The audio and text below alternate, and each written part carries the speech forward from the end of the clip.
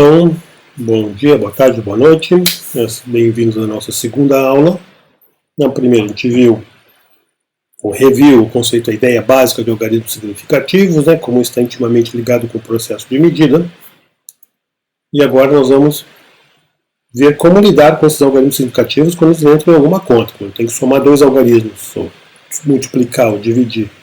E agora eu tenho que me lembrar que nem todos, enfim, que eles têm um limite de precisão. Como é que fica essa nossa matemática? Então vamos lá, vamos começar a nossa aula.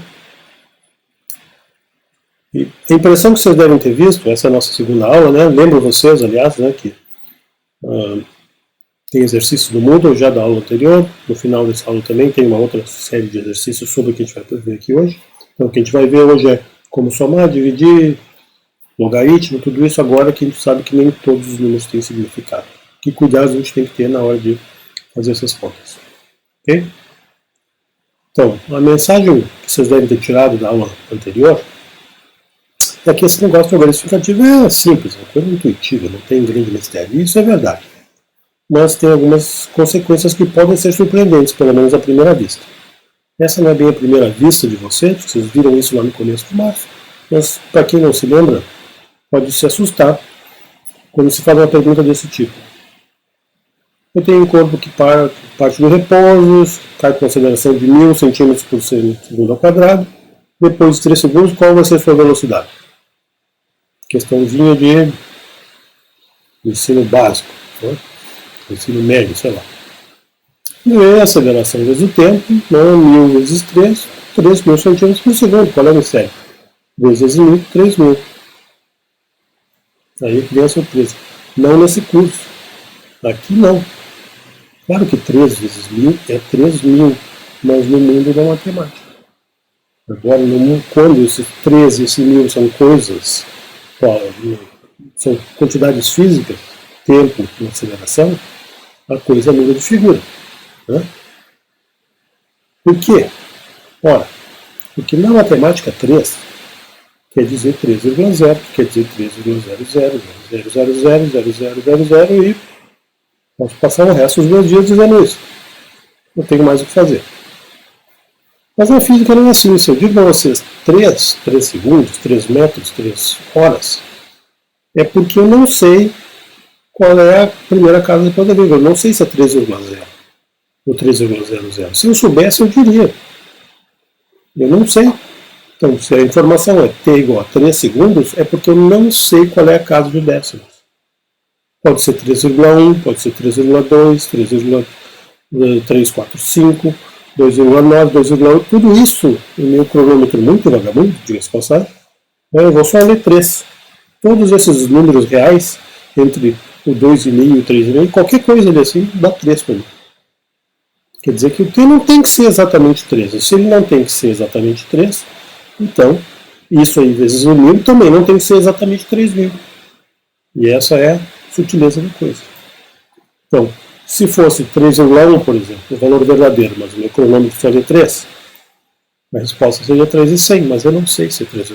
Poderia ser 2,9, então seria 2,900. Poderia ser qualquer uma das coisas que está nessa tabela aí.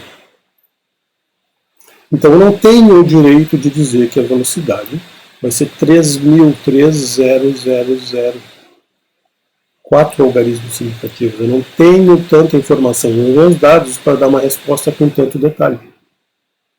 A gente não tem, olhem para essa própria tabela, a gente não tem nem certeza de qual que é a casa das centenas. Olhem para a coluna direita lá. 3.000, 3.100, 3.300 e pico, 2.900. A gente não sabe a casa das centenas. Então, como é que a gente responde essa pergunta? Se 3 vezes 1000 não é 3.000, o que vai ser? Vai ser 3 vezes 10 no 3. Ora, bola, não é a mesma coisa? Não é a mesma coisa. Não é a mesma coisa por quê? Porque 3 10 na 3 é 3 milhares. Ao dizer vezes 10 na 3, eu não estou dizendo nada quanto centenas, dezenas e unidade. Quando eu digo 3.000, eu estou dizendo que é 0 centenas, 0 dezenas e 0 unidade. E eu não tenho direito de dizer isso porque eu não tenho informação suficiente. Ok?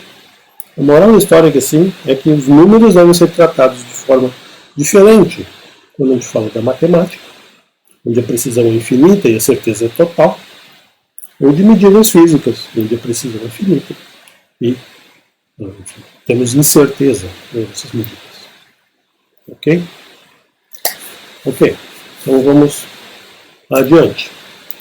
E vamos voltar a exemplos que a gente viu na aula passada, para manter o contexto aqui assim.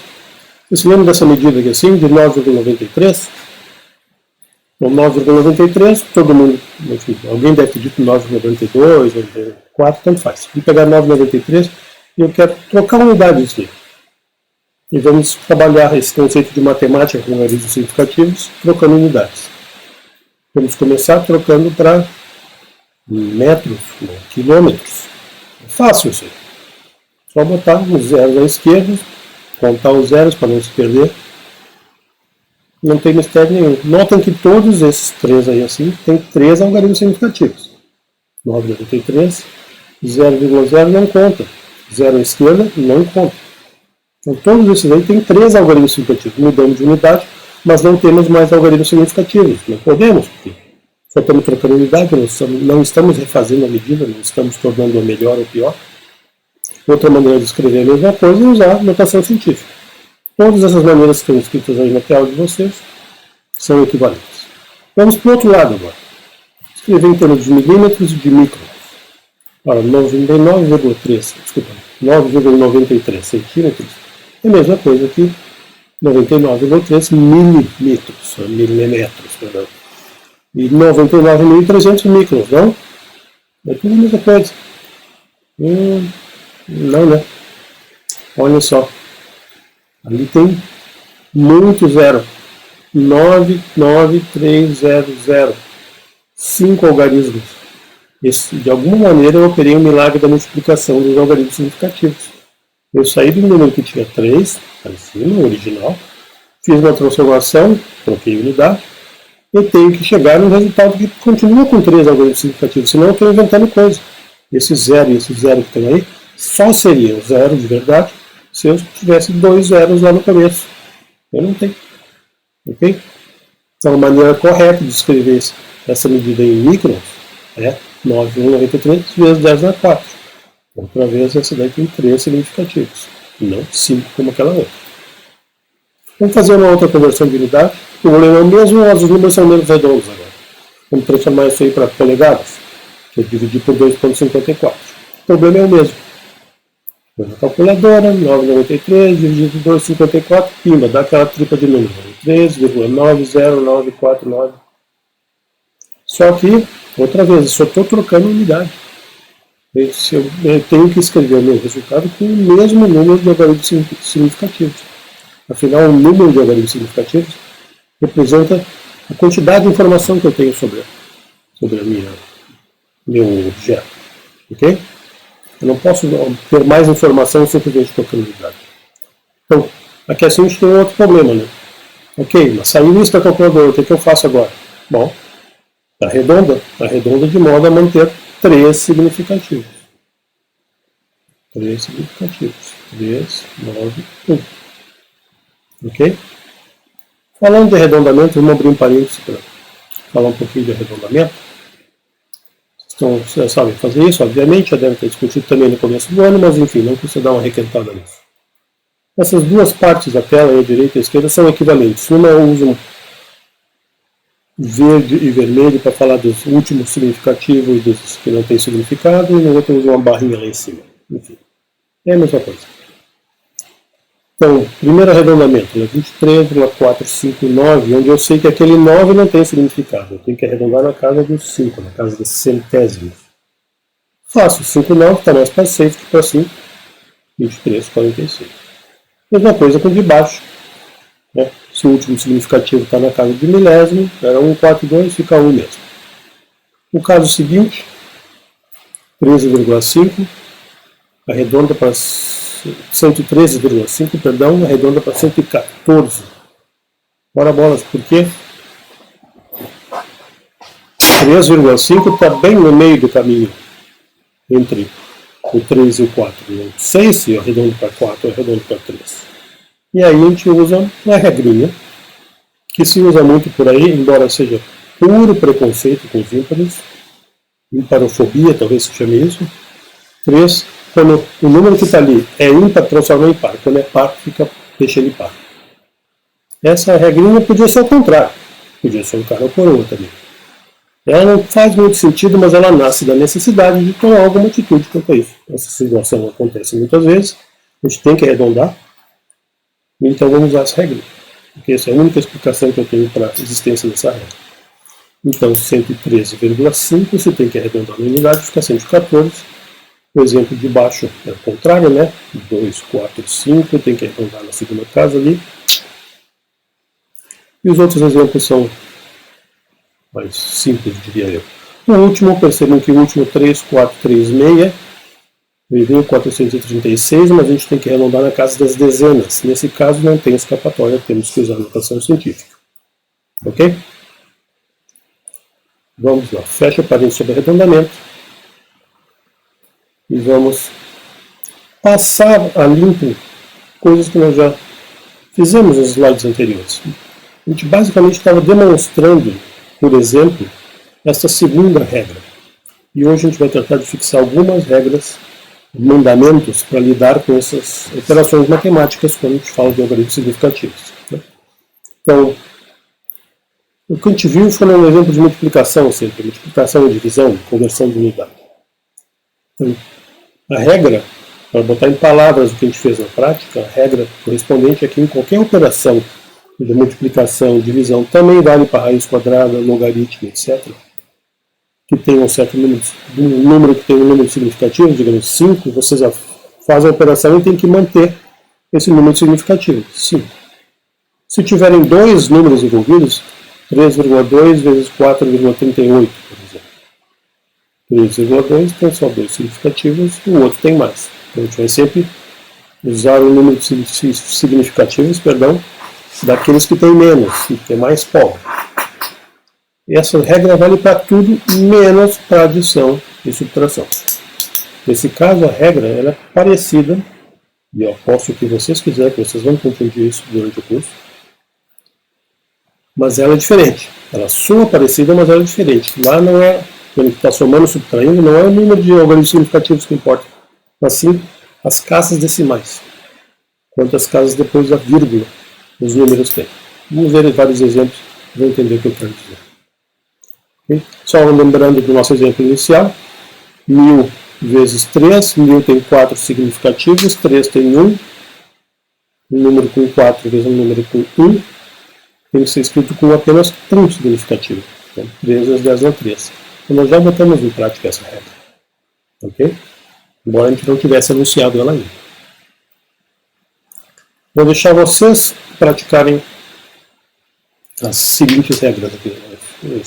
Enfim, esse exercício aqui assim com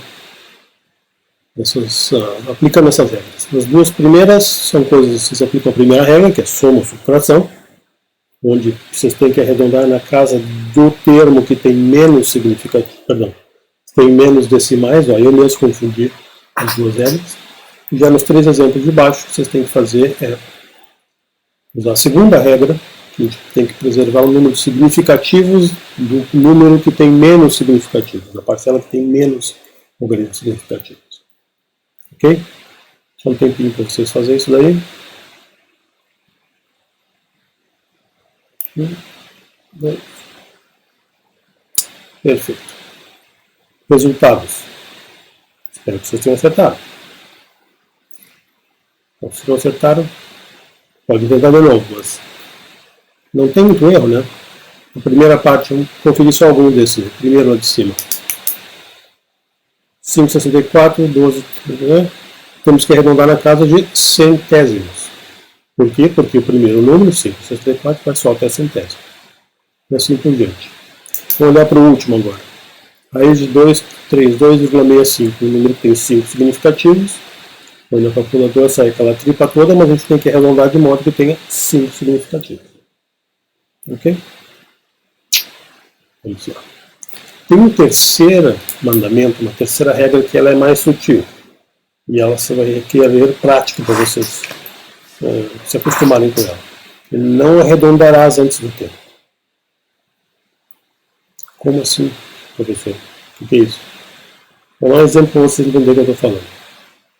Então, tem os nossos 3 mandamentos, as 2 regras que a gente falou antes: arredondarás na casa decimal da parcela com menos decimais, no caso de soma e subtração, e conservarás o número de significativos, no caso de outras operações.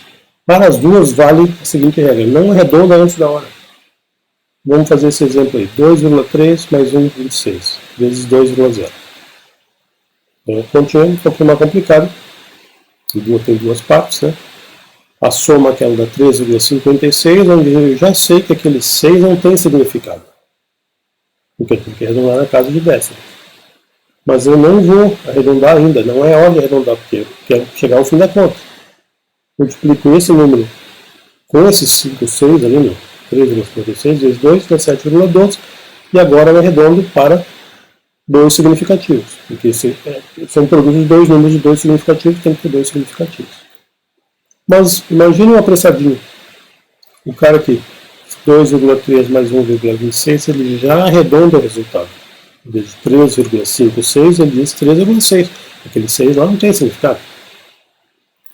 Como é que vai ficar o resultado da conta? 7,2. Errou.